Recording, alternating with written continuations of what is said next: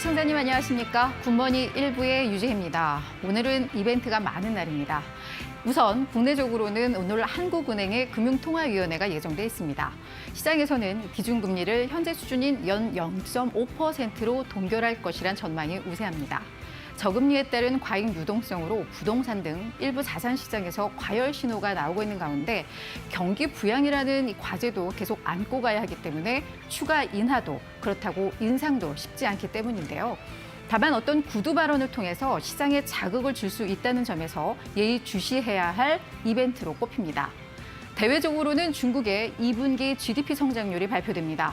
1분기에는 마이너스 6.8%의 역성장을 기록을 했지만 2분기에는 플러스 성장 궤도로 돌아섰을 것이란 전망입니다. 지금 미중 갈등이 심화되고 있는 가운데 이런 중국의 경기 회복은 분명 시장에 안도감을 줄 수 있을 것입니다.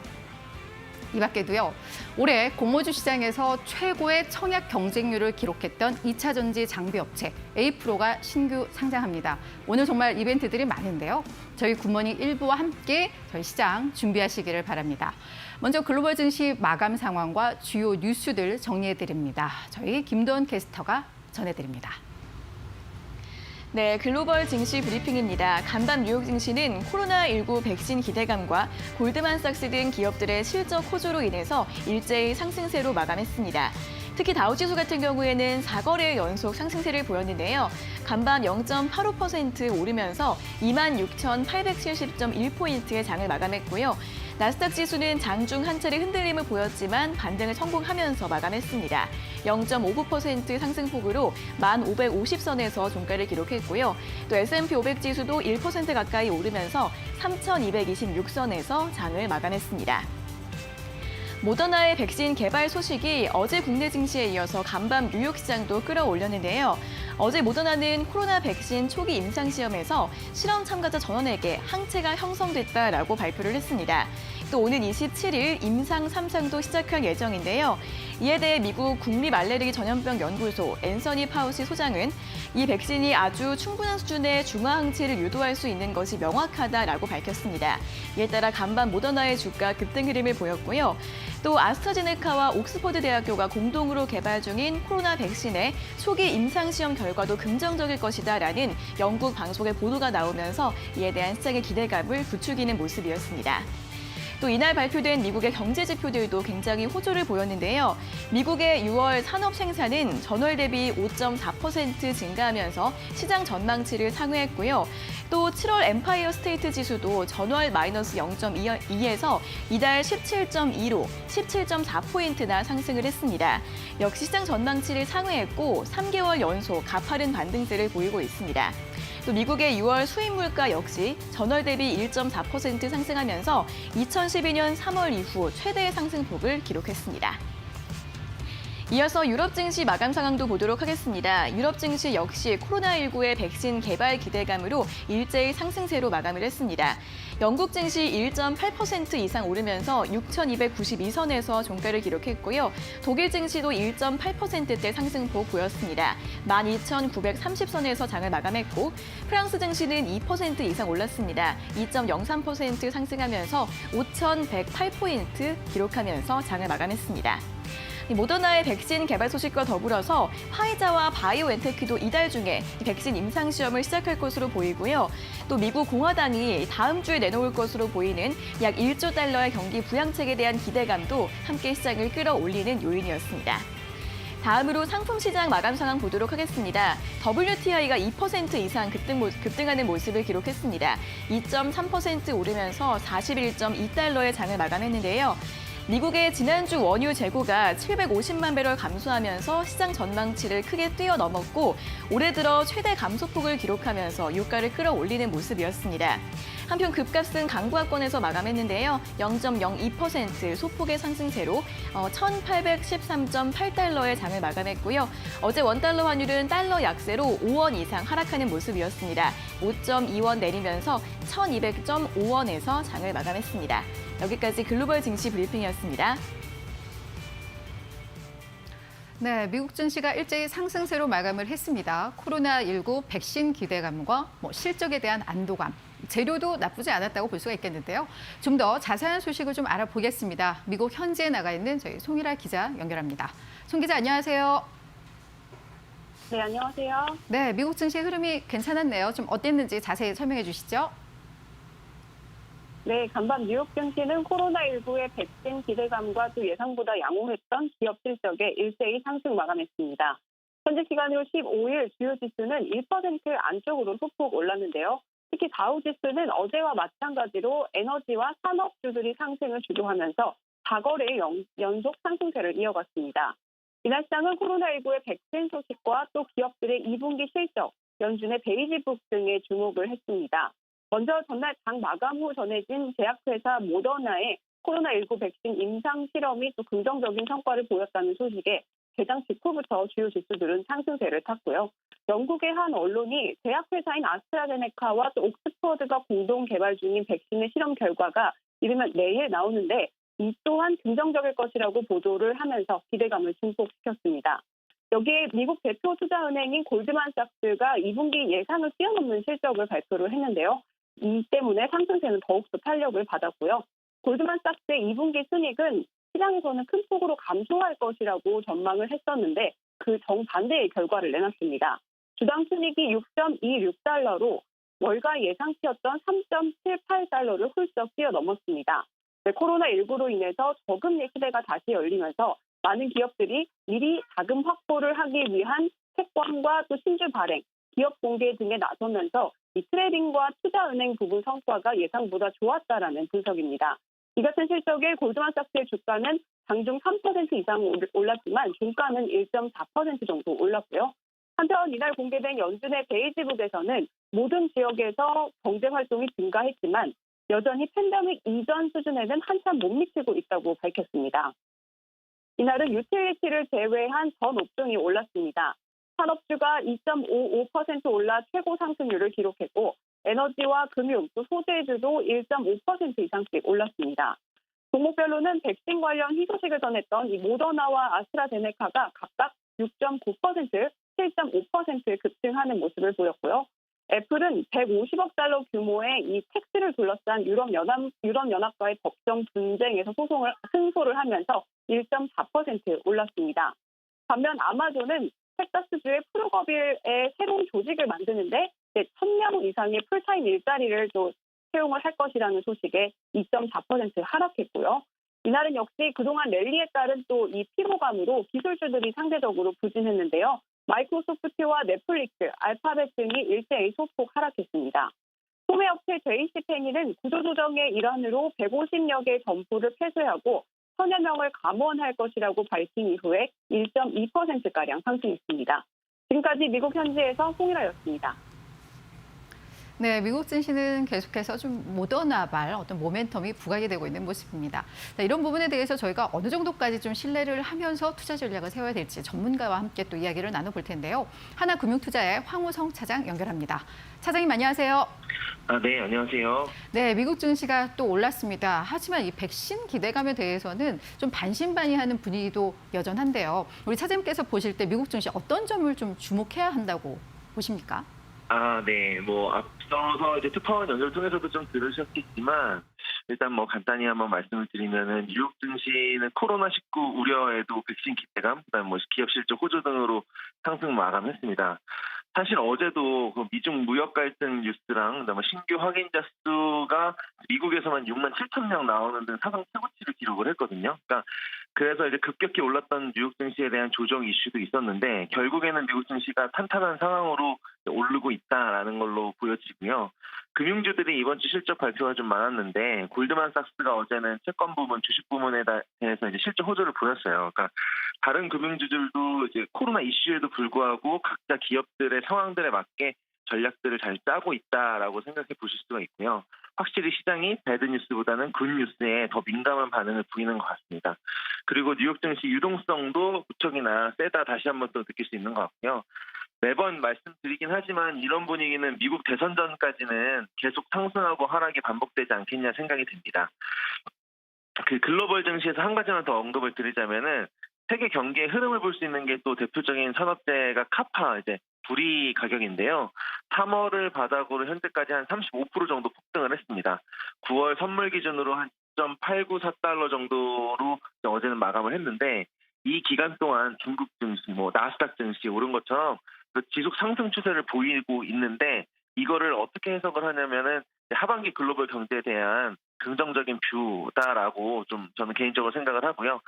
당연히 이런 흐름들이 국내 증시에도 좋은 컨디션을 제공해 주는 게 아닐까. 그리고 앞으로도 이러한 상황 계속 미국 대선 전까지는 조심스럽게 유지한다는 게 제 개인적인 의견입니다. 예, 이 미국 증시의 마감 상황이 결국 오늘 국내 국내 주식 시장에는 좀 긍정적인 영향을 미칠 것 같긴 한데요. 오늘 대내외적으로 또 이벤트가 많은 날입니다. 그래서 우리 시장을 오늘 어떻게 보시는지 말씀해 주시죠. 네, 최근 국내 증시도 이제 엎치락 뒤치락 하는 분위기인데요. 어제도 상승 마감을 했죠. 그리고 오늘도 일단은 상승 추세를 예상을 하고 있습니다. 글로벌 증시가 상승을 했기 때문에 어제 미국에서 우리나라 야간 선물도 이제 상승을 했고요. 우리나라는 특히 정부 정책에 따라서 이제 훈풍이 되는 분위기가 유지가 될 거라고 생각이 됩니다. 조금만 더 길게 본다면은 지난주에 SK 바이오팜을 선두로 증시에 돈들이 많이 모였다고 보여지는데 1차적으로는 바이오 관련 주들이 한번 상승을 보였고요. 그다음에 뉴딜 정책 발표되면서 말씀드렸던 통신 관련주 5G 종목들이 어제 급등을 했죠. 그래서 지속적으로 상승이 가능하다고 보여지고 코로나로 인해서 눌렸던 매출들이나 이익들이 하반기 갈수록 분출이 가능하기 때문에 일단은 증시에서는 좀 약간 좋게 본다라고 또 보여지고 어제는 일자리 관련된 주들이 강세를 보였는데 최근에 보면은 통신, 바이오, 2차 전지, IT 소재주 같이 이제 업종별로 순환매 장세가 전환되고 있거든요. 이런 모습들이 좀 지속적으로 좀 가능하다고 보여집니다. 물론 어느 정도 상승했기 때문에 코스피랑 코스닥이 변동성은 있을 수가 있어요. 이 차익 실현이라는 매물들이 나올 수가 있기 때문에 근데 시장이 쉽게 빠질 분위기는 아니라고 보여지고요. 앞으로는 그러면 어느 쪽을 좀 더 봐야 되냐 했을 때는 상대적으로 덜 오른 반도체 관련 종목들, 삼성전자, 하이닉스 필두로 글로벌 증시랑 연계해갖고 충분히 추가 모멘텀 하반기 갈수록 있다고 생각됩니다. 네, 이상입니다. 네. 오늘 말씀 고맙습니다. 감사합니다. 네, 우리 황우성 차장은 오늘 우리 시장에 대해서 상당히 긍정적으로 보고 있습니다. 다만 단기적으로 좀 많이 오른 종목들에 대해서는 차익 실현 매물 가능성도 좀 염두에 두셔야 한다라는 어떤 주의점도 이야기를 했으니까요. 참고하시기를 바랍니다. 잠시 후에는 저희 업종 공략 업앤다운 시간으로 이어갑니다. 오늘 어떤 업종을 공략하면 좋을지 잠시 후에 공개하겠습니다.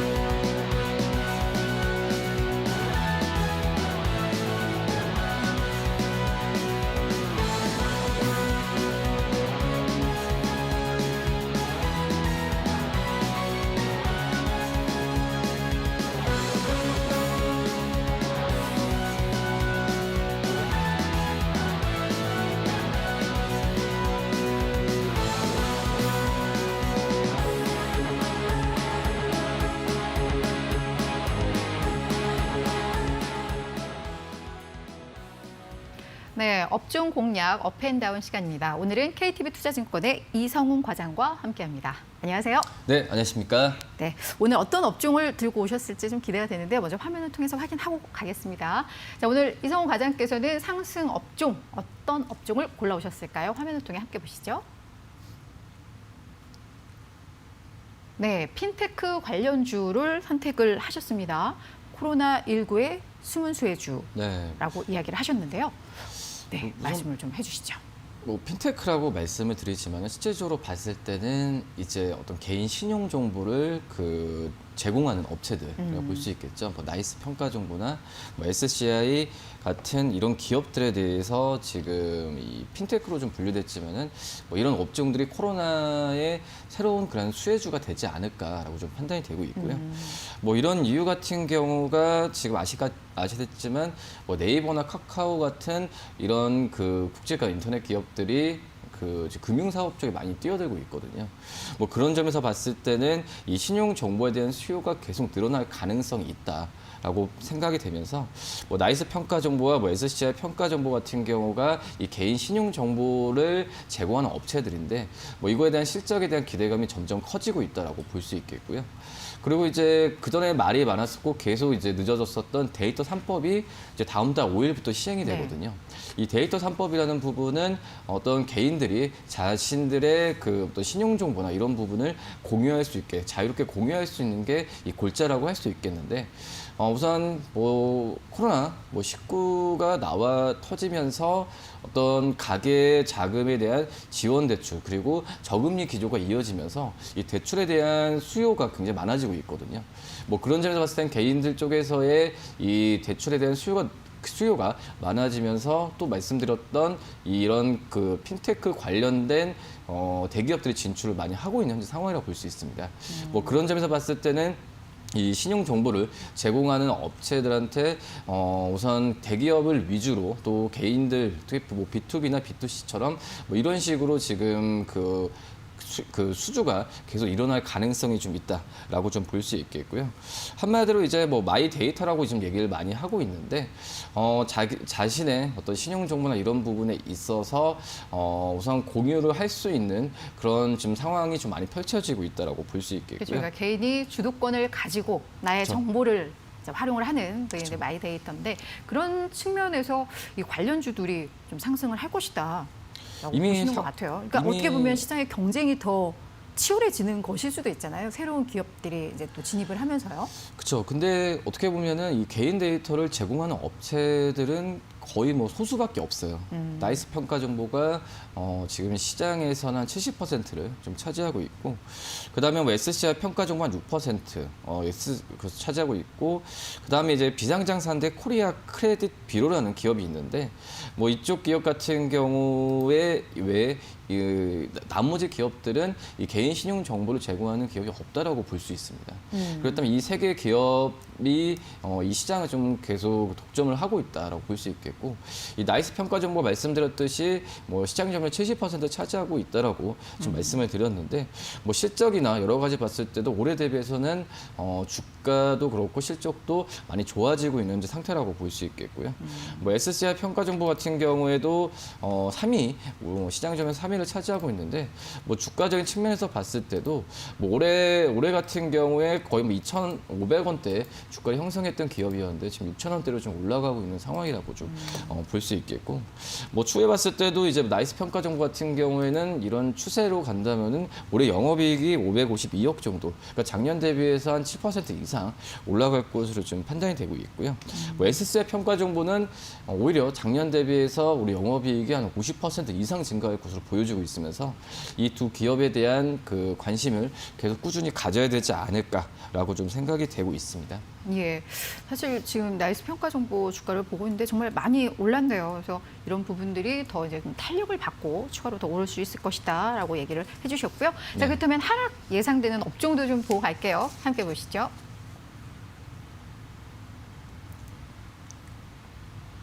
네.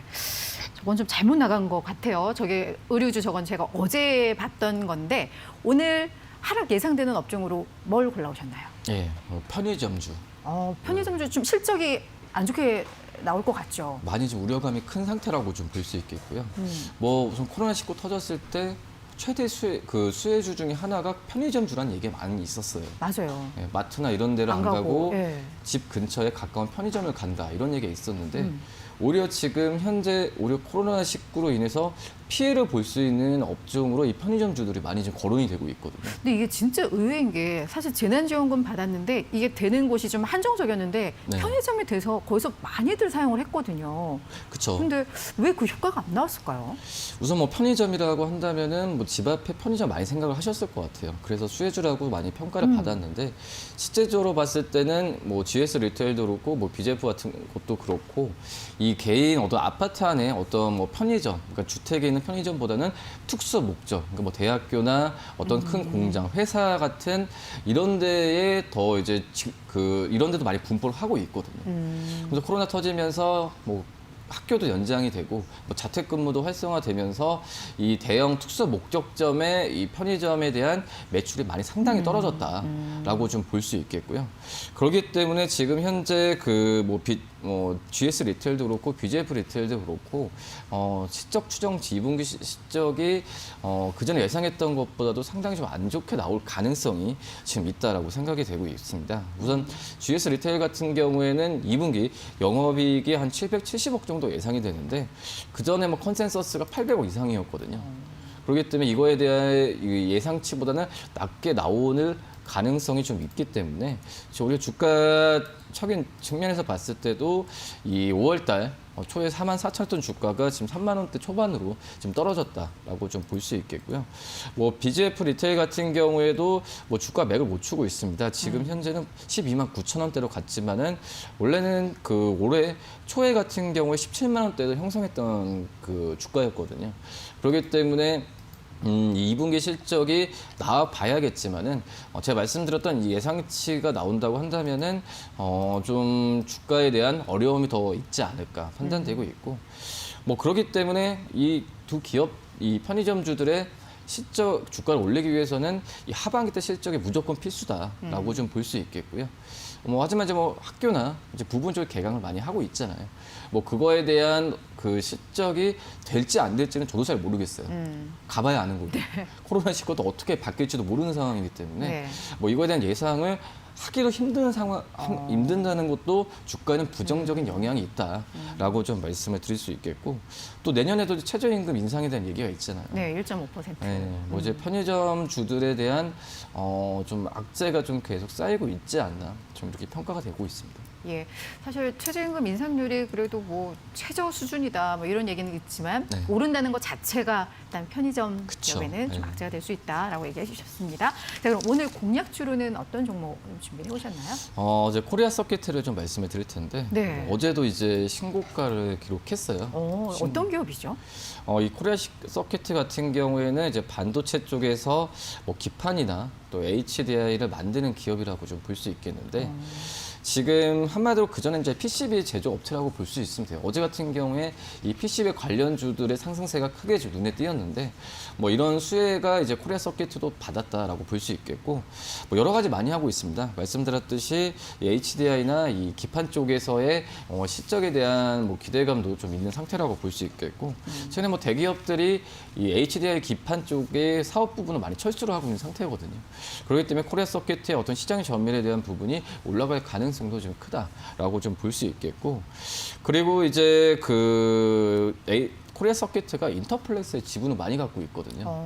뭐 이 인터플렉스에 대한 그 어떤 최근에 좀 실적에 대한 기대감이 조금씩 커지고 있는 상황이기 때문에 이 지분법 이익에 대한 부분도 한번 좀 고려를 해봐도 괜찮지 않을까 판단되고요. 지금 현재 어제 14,400원에 끝났습니다. 네. 뭐 짧게 이제 목표가를 15,600원을 드리겠지만 뭐 15,600원 올라간다고 하더라도 오히려 거기서 차익 실현이라기보다도 또 매수 기회가 될 수 있어요. 뭐 주가가 항상 목표 주가를 터치했을 때 이때 매도해야 되는 게 아니라 오히려 지금 좋으니까 목표 주가 터치하는 거잖아요. 그렇죠.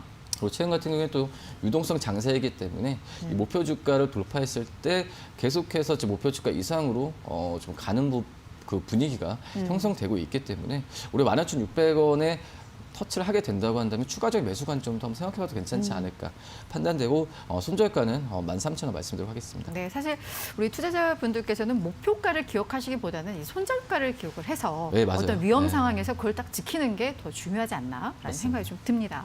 시청자님들 오늘 말씀해 주셨던 뭐 상승이 예상되는 업종, 또 약세 예상되는 업종, 거기에 공약주까지 잘 참고하시면서 전략을 세워보시기를 바랍니다. 다만 투자 판단을 하실 때 여러 상황들을 잘 고려해서 우리 시청자님의 가장 좋은 성공적인 전략을 세우셔야지 또 실패 확률이 낮아진다는 것도 꼭 참고하시기를 바랍니다. 자, 잠시 네, 먼저 우리 저희 이성훈 과장님 여기서 또 인사드리고요. 네, 고맙습니다. 감사합니다. 네, 잠시 후 집중 분석 이슈 타임 시간에는요. 오늘 열리는 한국은행의 금융통화위원회와 관련해서 다양한 이야기 나눠보도록 하겠습니다. 잠시 후에 오겠습니다.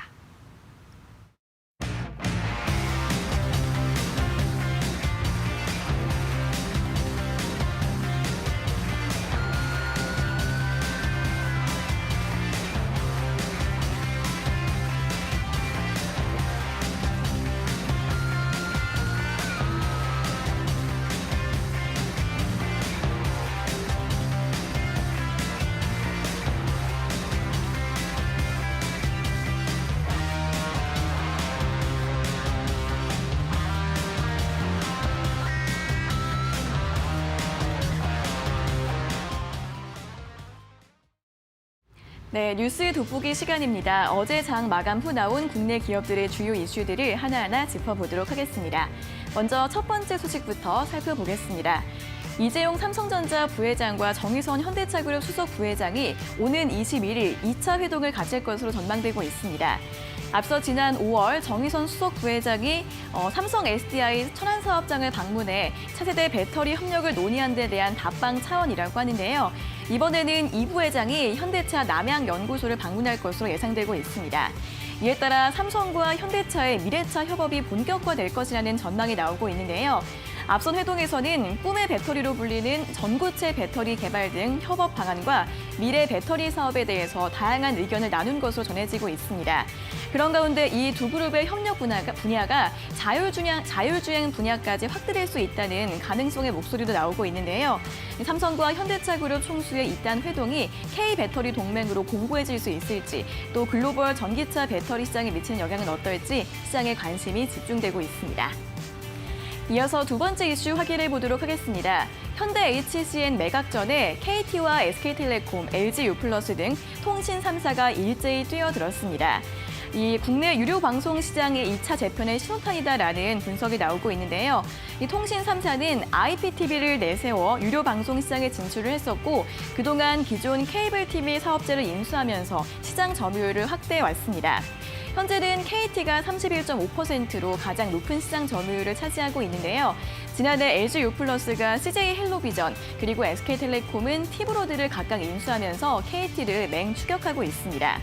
오는 24일에 우선 협상 대상자가 선정될 예정인데 매각의 관건은 가격이다라는 분석이 나오고 있고요. 반면 일각에서는 최근 OTT 플랫폼이 빠르게 성장을 하고 있기 때문에 과열 인수 경쟁은 벌어지지 않을 것 같다라는 관측도 제기가 되고 있습니다. 이런 M&A 이슈들 관련 소식들 계속해서 챙겨보시면 도움이 되실 것 같습니다.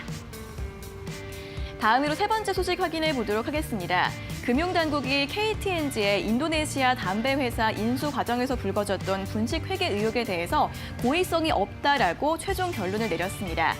금융위원회 산하 증권선물위원회는 어제 정례회의를 열고 KTNG의 회계 처리 기준 위반 안건들에 대해서 고의성이 없는 중과실로 결론을 내렸는데요.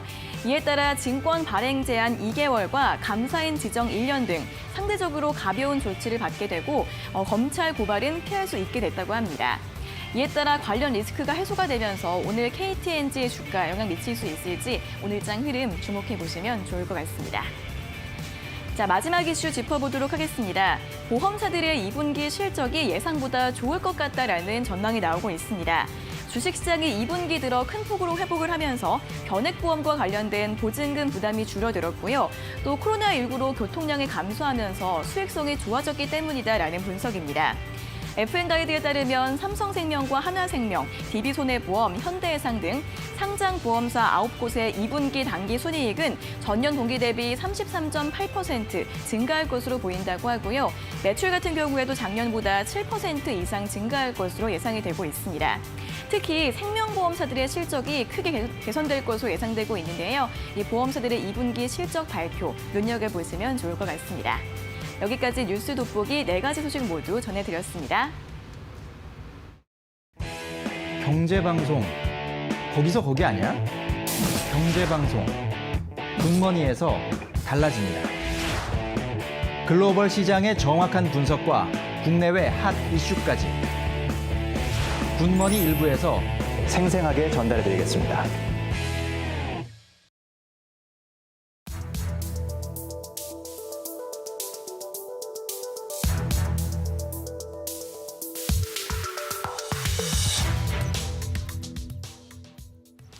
네, 오늘은 한국은행의 금융통화위원회가 열립니다. 이 통화 정책 자체보다도 과잉 유동성에 따른 자산 시장의 움직임에 사실 시장은 더 주목을 하고 있는데요. 오늘은 이 금통위를 키워드로 해서 관련한 다양한 이야기를 나눠보는 시간으로 준비를 했습니다. 자, 오늘은 권혁중 경제평론가와 함께합니다. 안녕하세요. 네, 안녕하십니까. 네, 오늘 또 이렇게 이벤트가 많은 날 그 네네. 이슈를 가지고 나와주셨는데요. 네네. 먼저 관련 뉴스를 확인하고 이야기 나눠보겠습니다. 네네. 자, 오늘 어떤 뉴스로 저희가 이야기를 나눌지 뉴스부터 확인하시죠. 네, 이데일리 뉴스입니다. 넘치는 유동성의 부동산 폭등, 오늘 금통위의 선택은 이란 제목인데요. 16일 열리는 한국은행 금융통화위원회가 시장에 제동을 걸 만한 시그널을 내놓을지 주목된다. 정부의 부동산 정책 강화에 맞춰 금리 정상화의 필요성을 강조하거나 실효 하한의 제한적 여력 등을 강조하고 나설 수 있다는 관측이다. 근데 사실 오늘 동결이 좀 예상이 네네. 되는 그런 상황이기는 합니다. 하지만 일단 시장에서는 이 과잉 유동성에 너무 좀 또 주목을 하고 있는 것 같은데요. 지금 유동성 흐름이 어떠하고 그에 따라서 지금 자산 시장에서 어떠한 움직임들이 나왔는지 먼저 저희가 정리를 했으면 좋겠어요. 네, 일단은 유동성은 아시겠지만 사상 최대의 이제 유동성이 흐르고 어제 있고요. 발표했죠. 네, 보통 우리가 이제 통화량 얘기를 할 때 항상 이제 광의의 통화량, 협의의 통화량 이야기를 합니다. 광의의 통화량 같은 경우에는 우리가 일반적으로 이야기하는 통화량 얘기했을 때 광의의 통화량이라고 얘기하는데 이제 광의의 통화량 같은 경우에가 4월 말 기준으로 본다면은 3,018조 원이 됐거든요. 엄청난 정말로 통화량이고요. 사상 최대, 그러니까 3,000조 원을 넘어갔습니다. 예, 이번 4월 달에.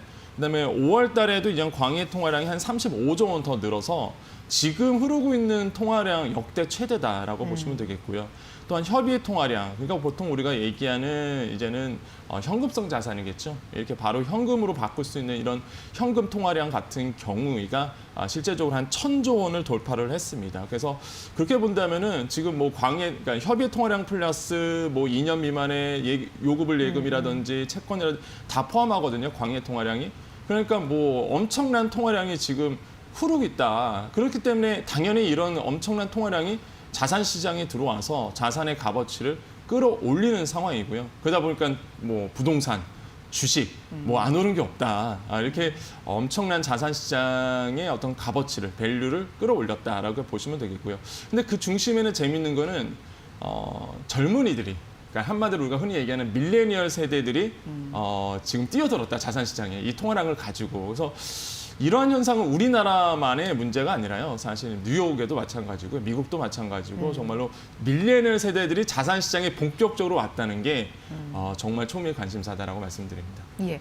그렇다면 또 주요 이슈로 넘어와서 오늘 네. 이제 기준금리 또 결정을 하는데 채권 전문가는 99%가 동결을 좀 예상을 했어요. 말씀하셨듯이 지금 이 상황에서도 유동성이 이렇게 풀렸는데 여기서 금리를 더 낮출 수 있겠느냐 네네. 이런 의견일 것 같은데요. 그렇죠. 우리 전문가님께서는 어떻게 전망하고 계세요? 당연히 동결이다. 동결. 네, 동결일 수밖에 없다. 근데 갑자기 오늘 더 인하되면 안 되는데 아무튼 동결인데요. 물론 제가 아까 인하 얘기를 말씀드렸던 이유는 그만큼 코로나19가 아직은 해결이 안 됐고 계속적으로 지속적인 상황이다 보니까 사실 세계 각국의 중앙은행들이 고민에 좀 빠진 부분이 있습니다.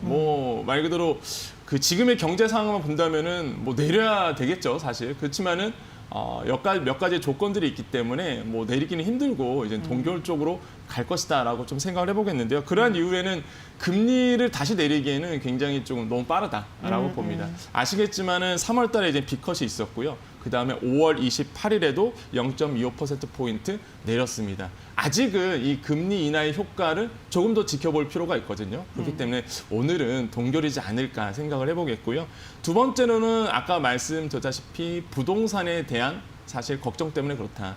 사실 뭐 한국은행이 부동산 걱정해서 금리를 결정하는 건 아니죠. 뭐 기재부에서 뭐 고민하는 부분이겠지만은 그렇지만은 기재부에서 또한 홍 부총리께서 얼마 전에 이런 얘기를 했습니다. 뭐 한국은행에서 부동산에 대해서 그러니까 금리와 뭐 한국은행은 얘기는 안 하지만 금리와 부동산의 연관성을 맞아요. 좀 고민할 필요가 있겠다라고 언지를 했거든요, 한번. 그렇기 때문에 한국은행 입장에서는 사실 그냥 흘려보내기에는 부담이 그렇게 되죠. 예, 가벼운 말은 아니기 때문에 어느 정도 영향은 줄 것 같다. 그래서 지금 부동산이 가장 뜨겁기 때문에 이런 것도 영향을 준다. 그래서 동결이 될 가능성은 거의 높다라고 말씀을 드립니다. 사실 뭐 기준금리가 동결이 되고 어떤 구두 네네. 발언을 통해서 시장에 자극을 주지 않는다면 네네. 사실 주식시장 입장에서는 큰 이벤트가 아니라 맞습니다. 그냥 묻힐 수도 있어요. 네네. 하지만 이제 업종별로는 저희가 또 관심을 보일 게 있는데 네네. 이렇게 저금리 시장 그리고 네. 이 금리에 민감한 업종이 바로 또 금융 맞습니다. 섹터잖아요. 네네. 그래서 이 금융 섹터와 관련해서 오늘 좀 이야기를 나눠봤으면 좋겠는데 네. 금융과 금리의 네. 뭐 연관관계 네네네. 어떻게 저희가 풀어볼 수 있을까요? 사실 요즘 들어와서가 금융주가 조금 상승을 이제 했죠. 꿈틀. 네, 조금 꿈틀했죠. 네네. 사실 그동안 워낙 안 좋았다 보니까 사실 최근 들어와서 이제 금융주가 다시 한번 많은 분들에게 관심을 좀 갖고 네. 있는데 교과서적으로 좀 말씀드리면 당연히 저금리는 금융주에 좋지 않습니다. 뭐 당연히 아시겠지만 근데 예대 이제 마진 그 금융이라는 것도 뭐 증권이냐 은행이냐 네네. 보험에 따라 좀 다른데 네네. 지금 말씀하시는 건 은행. 그렇죠. 네. 은행과 이제는 말 그대로 주식 투자 쪽이겠죠. 아 근데 왜 증권은 금리가 떨어지면 네네. 이 금리로 얻을 게 없으니까 네. 이 투자 쪽으로 오면 또 네. 호재가 되는 거 아니에요? 어제가 딱 그랬죠. 네. 어제가 사실 골드만삭스 같은 경우에가 사실 시장보다 왜냐하면 2분기 실적이 안 좋을 거다라고 보통 생각을 했었거든요. 근데 이제 IB 쪽에서 투자은행 쪽에서 엄청난 트레이딩 마진이 나오면서 사실 시장의 시장의 예상보다 더 뛰었어요. 그러다 보니까 시장에서 이제 금융주가 다시 한번 뛰나 보다. 바로 말씀드린 것처럼 이제는 트레이딩 부분에서의 당연히 어떤 효과는 분명히 있겠죠. 그렇죠. 하지만 금융섹터 전체적으로 보면은 뭐 은행이라든지 아니면 투자 쪽이라든지 아니면 보험 쪽이라든지 사실 그렇게 영향을 줬을 때 좋은 영향은 아니다. 왜냐하면 교과서적으로 이론적으로. 예, 이론적으로 봤을 때 그렇죠. 네. 왜냐하면은 아까도 말씀드렸지만 은행 같은 경우에는 예대 마진의 하락으로 오는 순이자 마진의 하락까지 있기 때문에 우리가 건전성을 평가하거나 아니면 수익성을 평가할 때 이렇게 순이자 마진 하락, 예대 마진의 하락은 좋지 않거든요. 그러다 보니까 당연히 이제는 금융주에 대한 은행주에 대한 투자자들 봤을 때 하락에 영향이 좀 있을 수밖에 없기 때문에 이런 부분이 조금 영향을 준 거고 또 한 가지가 우리나라 시장으로 본다면은 아시겠지만은 이제는 이례적인 비용이 이번에 아마 2분기에 책정이 될 것이다. 그건 뭐냐면은 펀드 사태 때문에 그렇습니다. 아시겠지만은 다양한, 최근에 그 분조위에서 어떤 결정을 내는지 아시겠지만요. 이제는 판매사에서 무역 펀드, 그러니까 라인 펀드에서 무역 펀드, 무역 금융에 대해서의 펀드에 팔았던 거에 대해서 야 판매사에서 어느 정도 해결을 해라 이렇게 권고사항을 내렸거든요. 물론 은행에서 안 따르면 돼요. 이건 권고사항이기 때문에 은행권에서 반대하면 안 하겠다라고 하면은 이제 다른 쪽으로 흘러가겠지만 지금 분위기상에서는 거의 받아들일 가능성? 그럼요. 예, 당국의 말을 어떻게 거역합니까? 그러다 보니까 예. 판매사 입장에서는요. 이거 고스란히 이게 계약이 무효가 되다 보니까 판매사에서 이거를 다 물어내야 되는 상황이 있거든요. 그러니까 일회성 비용이 아마 회계상에 지표가 잡히겠죠. 그러면 당연히 이게 악재로 작용하기 때문에 지금 뭐 이런 상황 본다면 지금 뭐 금융사 특히 은행권 중에서는 그렇게 좋은 현상은 아닌데 이거는 뭐 교과서적인 얘기고요. 네, 네. 근데 지금 상황으로는 제가 봤을 때는 그렇진 않다. 그러니까 지금 우리가 금융주를 바라봤을 때 굉장히 오늘 제 고민을 많이 했습니다. 뭐냐면 좋다고 해야 될지 나쁘게 해야 될지 참 애매한 과정 가운데 있어요. 사실 금융이 그런 게 은행도 말씀하셨듯이 금리를 내리면 뭐 네네. 예대 마진이 떨어지고 하는데 네. 은행들이 그걸 조절을 잘해요. 맞습니다. 아무리 금리를 낮춰도 예대 마진은 유지가 되고 네네네. 최대 실적을 내기도 하고 뭐 네. 이렇기 때문에 이게 이론으로 보는 것과 정말 맞아요. 그때그때 시장 상황을 보면서 전략을 세우는 건 좀 다른 것 같더라고요. 네, 그럼 확실히 이제 잘 말씀해 주셨는데 그러다 보니까 시장이 꼭 교과서대로 흐르진 않죠. 맞아요. 네. 지금 시장 자체가 금융주나 아니면 특히 금융주에서 은행 같은 관련된 이제 주식 같은 경우에는 우리가 예상하던 대로 꼭 움직이지는 않은 상황이다. 최근에 들어보면 아시잖아요. 은행주 같은 경우에도 인기가 맞아요. 계속적으로 계속적으로 우상향되는 패턴이 보이기 때문에 이렇게 좀 시장과 다르게 좀 흐르고 있다라고 좀 볼 수가 있겠는데요. 지금 최근에 좀 특별한 어떤 이슈가 하나 있었습니다. 네. 그게 뭐냐면은 국민연금이 금융주의 이제 은행권 포트폴리오를 엄청나게 쓸어 담았죠. 네, 이런 이슈가 최근에 있었거든요. 그러니까 금융산 주식, 그러니까 금융지주사법에 의하면은요, 국민연금 같은 경우에는 금융지주사 10% 미만, 그다음에 지방금융지주 같은 경우는 15% 미만만 담을 수 있죠. 근데 이게 이미 다른 은행권 같은 경우에는 다 한도까지 왔는데 아직 부족한 게 있었습니다. 바로 우리금융지주 같은 경우가 사실 이제는 좀 부족했었죠. 그래서 이번에 거의 풀로 채웠고요. 그다음에 가장 눈에 띄는 게 BNK 금융주 같은 경우에도 국민연금이 최종 그 지분율로 본다면 13.6%까지 올라왔고 그다음에 DGB 금융지주 같은 경우에가 한 10.28%, 그다음에 JB금융지주가 9.2%. 그러니까 지방금융의 어떤 지주사에 대해 포트폴리오도 담았지만은 또 메이저 금융지주사도 담았죠. 아까 말씀드린 것처럼 그러니까 우리 금융지주도 한 보정소로 8.82%, 그러니까 기존적으로 좀 낮았었거든요. 3월 달까지. 이거를 이제 최대한으로 한 9.88까지 지분율까지 끌어올렸고요. 본다면은 이미 이제 신한금융지주가 9.76%까지 이제 쓸어 담았고 KB금융지주는 9.97, 하나금융지주가 9.94 정도. 그러니까 이미 담은 포트폴리오에 담아놨고 맥시멈까지, 그다음에 부족했던 거를 이번에 더 담았습니다. 그러니까 왜 담았을까가 그러니까 사실 시장에서는 궁금하겠죠. 네, 그러니까 투자자야 분께서도 최근에 이거 있었던 일이기 때문에 왜 궁금하실 거예요. 근데 공통점이 하나 있죠. 왜 본다면은 아까 말씀드렸던 BNK 금융주라든지 아니면 DGB 금융주 같은 경우는 딱 보시면 아시겠지만 PBR이 낮은 종목들입니다. 다. 그러니까 뭐냐면은 그러니까 자산 대비해서 주가가 낮은 거죠, 지금. 그러니까 그 국민연금 같은 경우에는 최대 수익률을 항상 목표로 하고 있기 때문에 물론 뭐 재정 건전성도 봐야 되겠지만은 기본적으로 저평가돼 있다라고 본 겁니다. 그러니까 실제 지금 PBR을 본다 그러면 저평가돼 있는 섹터들이 있어요. 금융주, 특히 금융주에서도 은행권이고요. 그다음에 건설 쪽. 이렇게 조금 PBR이 낮은 종목들을 좀 쓸어 담은 부분이 있거든요. 그러니까 개인 투자자분께서도 이런 어떤 부분도 보셔야 되고, 아까 자막으로 나오지만은 배당 매력도 분명히 있죠. 그래서 배당 매력도 있기 때문에 이 두 가지 요소가 지금 현재 아마 국민연금이 이제는 어떤 투자가 들어간, 그다음에 지분율을 끌어올렸던 그러한 어떤 주요한 요인이다. 그래서 개인 투자자분께서도 이런 것도 이제 포인트를 담아주셔야 되겠다고 말씀드립니다. 사실 PBR 기준을 1배로 많이들 보는데 뭐 네네. 0.2배 전후라는 건 정말 저평가로 볼 저평가죠. 수는 있습니다. 네. 근데 다만 이 금융 섹터, 특히 이 우리 금융 뭐 이런 지주사, 네. 은행권 이쪽은 그만큼 이게 성장률이 없기 때문이 아니야라는 사실 이야기들도 네네. 하는데 그걸 고려하더라도 네. 너무 저평가다라는 그렇죠. 이런 분석들이 이제 좀 네. 나오고 있는 것 같은데, 그렇다면 우리 뭐 투자자분들도 이 종목을 사면 될까요? 어떤 투자의 유의점 뭐 이런 건 좀 어떤 게 있을까요? 그러니까 최근에, 그러니까 요즘 들어와서 이제 다시 한번 금융주에 대한 인기가 많아지고 있어요. 근데 제가 봤을 땐 선순환 작용이다라고 좀 그동안 봅니다. 너무 소외돼서 오르는. 예, 그러니까 워낙 주도주들이 크게 뛰어 올랐고요, 그동안. 그러다 보니까 이제는 좀 소외됐던 종목들, 우리 눈에서 약간 멀어졌던 종목들의 어떤 키 맞추기 현상으로 투자자들의 관심을 갖고 있다, 이렇게 좀 보시면 되겠고요. 근데 이제는 아까도 말씀드렸지만 어제 이제 골드만삭스가 엄청나게 올라서 뉴욕 증시를 끌어올렸거든요.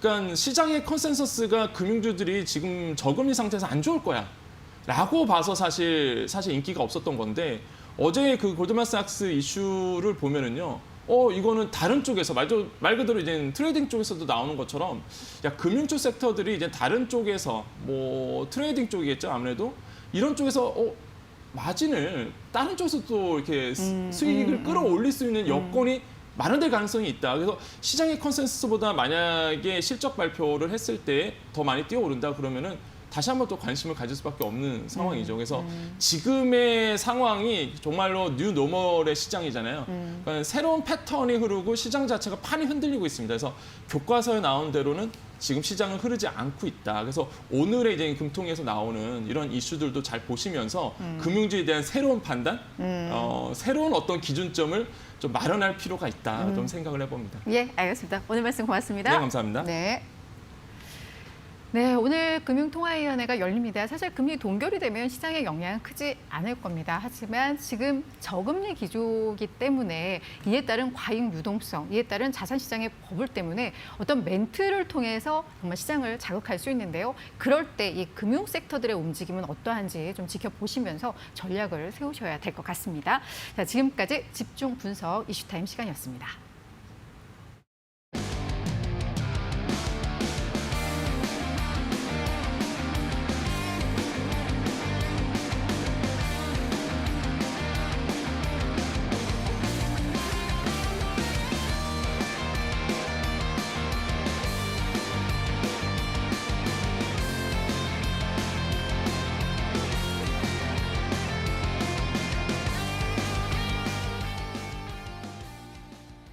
네, 객장의 시선 시간으로 이어가도록 하겠습니다. 오늘 객장 전문가들 우리 시장 어떻게 전망을 하고 있을까요? 화면을 통해 확인하시죠.